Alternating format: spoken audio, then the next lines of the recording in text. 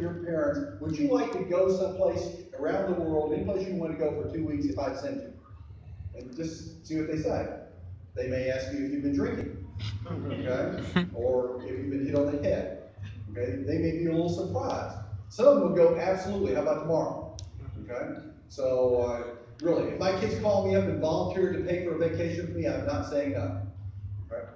In fact, I suggested that to one of them last night.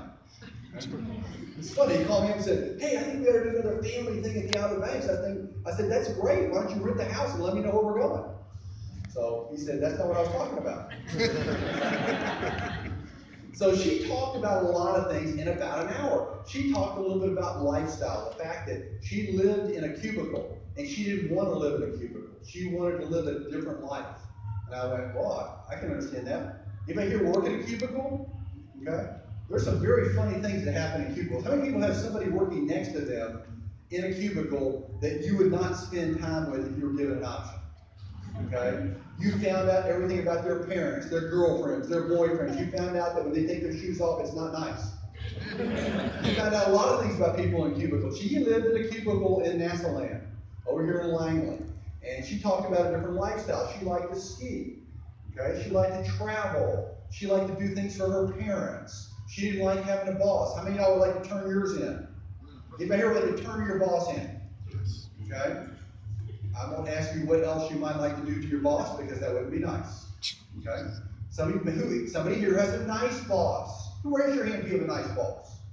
Guess what your boss you're going to get next is? Yeah, you only get one. You get one nice boss in your life. That's it, you're done. Okay? That means your next one's going to be, okay?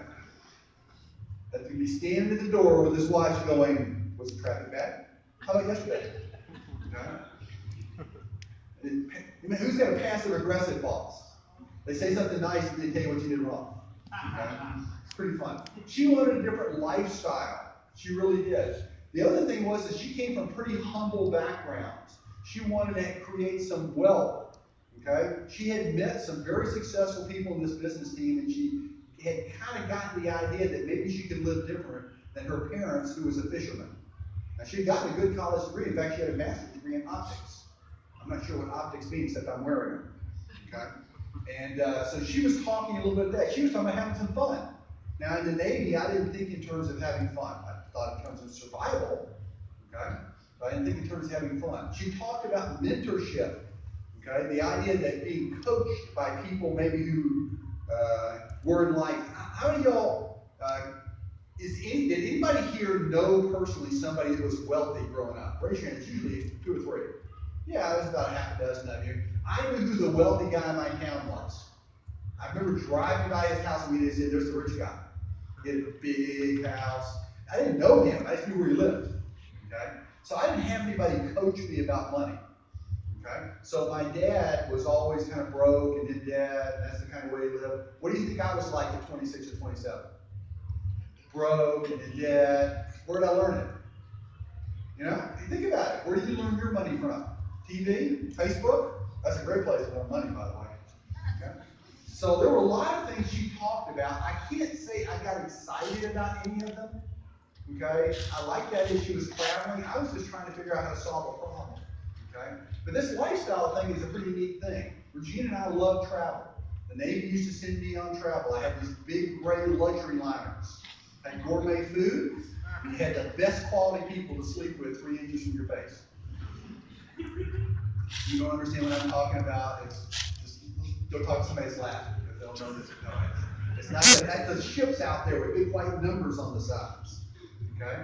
So they're commissioning one tomorrow. Okay, which is pretty cool. So this is Regina and I 2 summers ago in Italy. She told me one of the things she always wanted to do was spend 2 weeks in Italy in Tuscany. Right, Regina? And the first thing I said was, is the food any good? It's my #1 criteria of going to any place. Can I eat the food? Okay? She said, it's Italian. I went, well, that's not my favorite, but I love it. Which is code for, I think I better go. Okay? So we had a really nice time. That's Rome. Okay? It's the Vatican on the right and the Colosseum in the middle. Okay? And somebody told me the other week that they actually did ship waterborne things inside there, not just kill all the Christians with lions. Okay? And this is the Spanish Steps over here on the left. She had a really good time, spent some time in Rome, some time in Florence. We went up to the lake where George Clooney lives. You know, we knocked on the door. He said, no, you can't come in. Okay.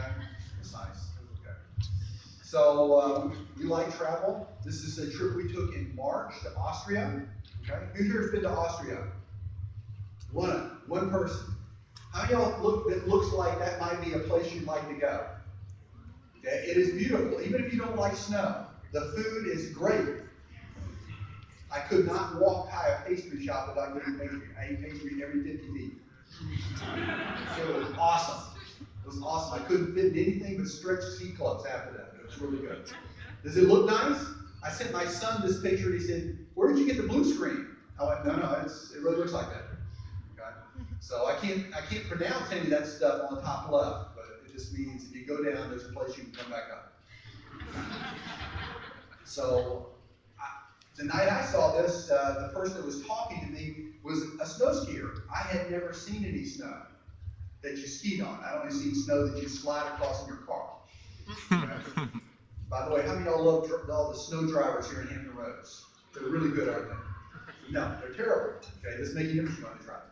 Okay, but we like travel. This was something we got a little taste of in the military. I did, and said, you know, I'd like to keep doing this. It takes what things does it take to have to travel around the world? It takes two things. What? Money, and what else? Time. That's exactly right. Your boss keeps wanting you to show up. Okay? He tells you when to show up. Okay? He tells you when you're tired, how to go home. He tells you when it's time to eat, when you're not hungry. Okay? I know I'm being silly. Your boss may do none of those things.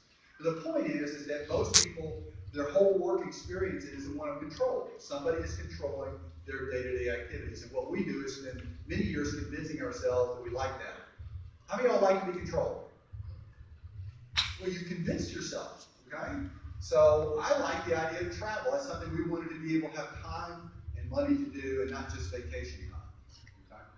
So one of the things we had to learn was some different ways to make money. So one of the things we're going to talk about tonight is some different ways to make money. So I'm not going to talk to you about being an employee, okay, and trading time for money. Last week, we had a gentleman here speaking who's a good friend of mine, who's a doctor. He's a colonel in the Army. He's a doctor of internal medicine. And medicine is a way where your time can be worth quite a bit of money. But if you stop trading that time, they don't keep paying you. So as long as you're trading hours for dollars, there's only so many hours. There's only so much time. There's only so much of you. That's what active income is. Okay, small business income is where basically you're it for the most part. It's your business. I stopped off at a gas station yesterday, and there was a guy standing next to me. He's about my age, and he was holding his back. When you get to a certain age, when you're holding your back like this, you know what has happened to the other person. Okay? I said, "What happened to your back?" He says, "Well, I was moving a piece of steel. I own a company for the last 40 years where I recycle and move and transport steel, and I needed to move this piece of steel, and I only had to move it an inch or two." And I said, how did it work? He said, "The steel didn't move, but my back did." Okay? So small business people work very, very hard. They can make very good money, but also they make money as long as they work. That's called active income. That's all I was taught to do as an engineer. Somebody may loan you a copy of this book by Robert Kiyosaki. Robert Kiyosaki is an interesting author. He wrote a book called Rich Dad, Poor Dad. He talked about the idea that there were different ways people made money. Okay, we're not going to talk to you really tonight about making money or making some part-time income. You're not here to find out about a part-time job. You're not here to find out really how to make some extra income. You're here to find out a little bit about building something Calvin mentioned, an asset. An asset is something that produces income. Think of an oil well as an asset. Okay? You find it, you will it, you get it. It's producing something that creates income. Okay? An asset. So Regina and I were fortunate enough to have somebody coach us how to develop an asset that produced enough income that we were able to put our kids through school. So we're not going to talk about investing. If you don't have $10, $50, $100,000 you can afford to lose, probably not something that you're going to create a lot of income doing. Okay, we're going to talk about this lower right quadrant, this B quadrant, this idea of creating a business system. For example, If you have one McDonald's and you own it and you run it, you have this. You have a small business. Because as long as you're there, it's going to make money. Okay? It's a business system in the sense that you know how to run McDonald's. Okay? And they teach you how to run McDonald's. But if you have 10 McDonald's, you have a business system. If you have 10 McDonald's and you go on cruise for 3 months, you still have something that's producing you income. That's an asset. How many of y'all, your job will keep paying you if you're not there? There are some jobs that work that way. Most people's they're not. Okay? Some of you can be making quite a bit of money, but the problem is you got to show up on a regular basis. Okay? So I have a friend of mine who was an officer of the Navy. He was a very grumpy, direct person.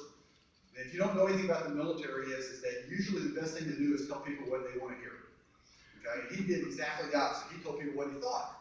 And finally, one night I asked him, he was lieutenant commander, I said, how can you do that and expect to be promoted? He says, oh, I don't expect to be promoted. I said, well, why are you doing this? He says, it's fun. I said, well, I don't get it. He says, well, look, I came out of college and I went in the Navy. I got out of the Navy and went back and got a doctorate. I invented an enzyme that's used in chemical manufacturing. I set up a company. And that asset's producing me more income every month than I make in the Navy. But it was boring. So I came back to the Navy because it was fun. How many of y'all would like to have your work at your job and know you do not need the income? How many of you would have a different attitude at your job if you did not need the income? How many of you might not survive a whole day at your job if you didn't need the income? In other words, you get fired for your bad attitude. You've got a bad attitude. Yes, and I love it. I'm not suggesting that you shouldn't do a good job in whatever you do. I am suggesting you do the very best that you can possibly do in whatever you're doing, so that when you leave, somebody will go, wow, we really lost a very good employee. Because I'm a big believer, if you're going to get paid for doing work, do your very best. Okay?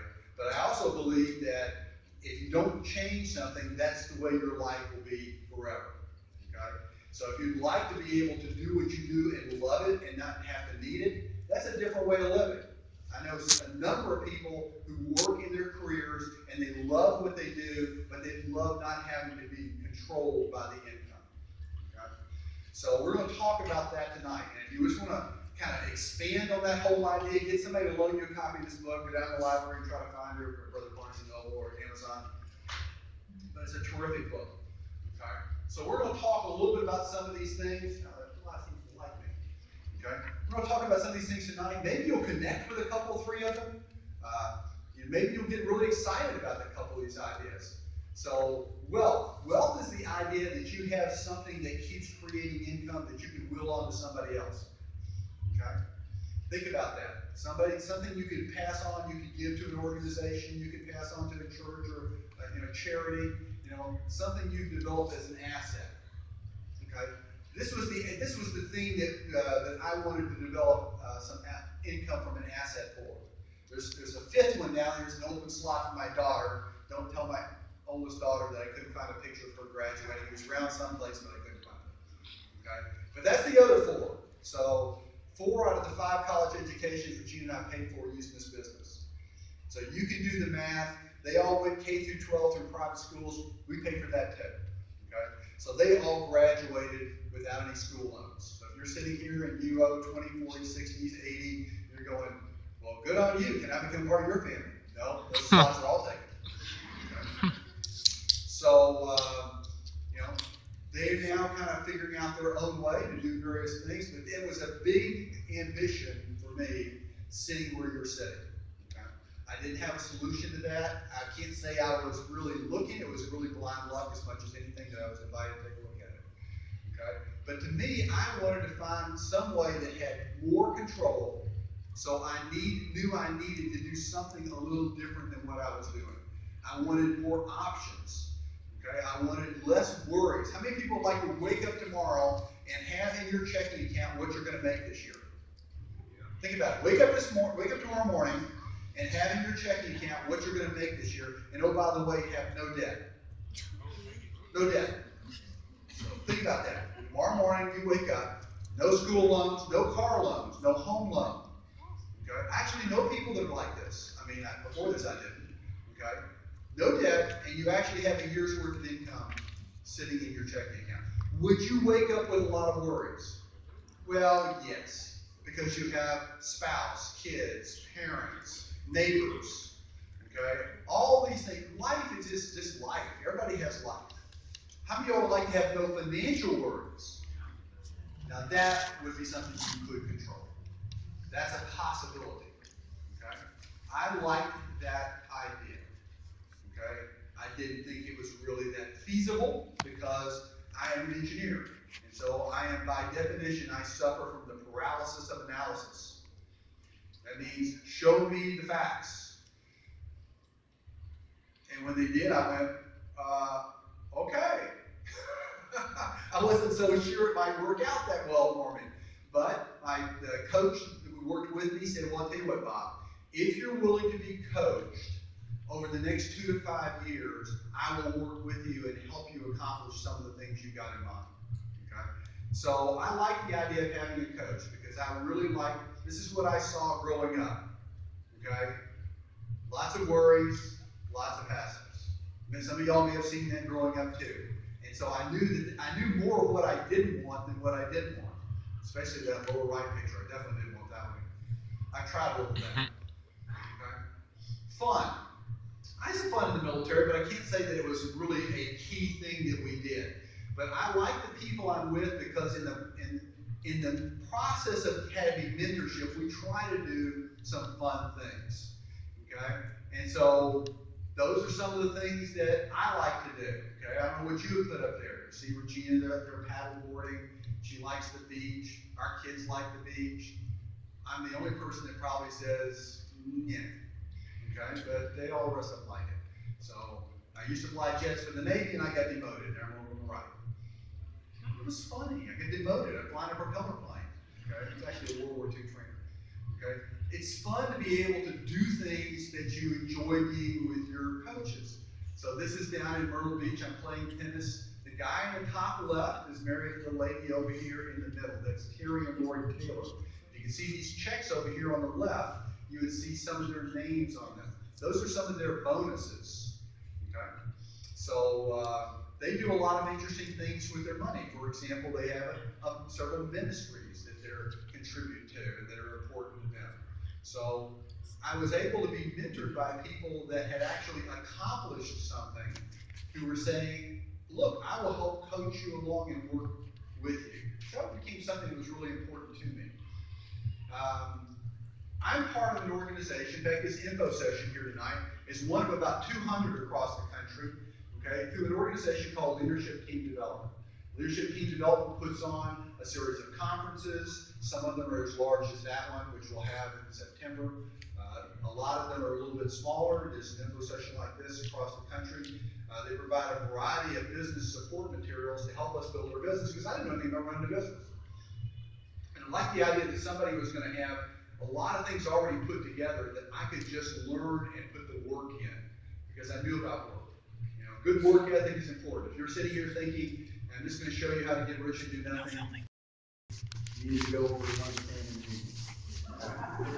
Somebody over there is probably expecting that. It's not going to happen tonight here. Okay? And look for success 22 work and dictionary.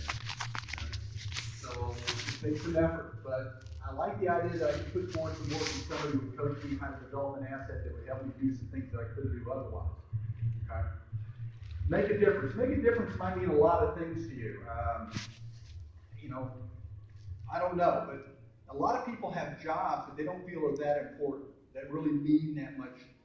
It really doesn't allow them to do very much. You know, I don't know what that means. How would you like to be able to define it? Okay?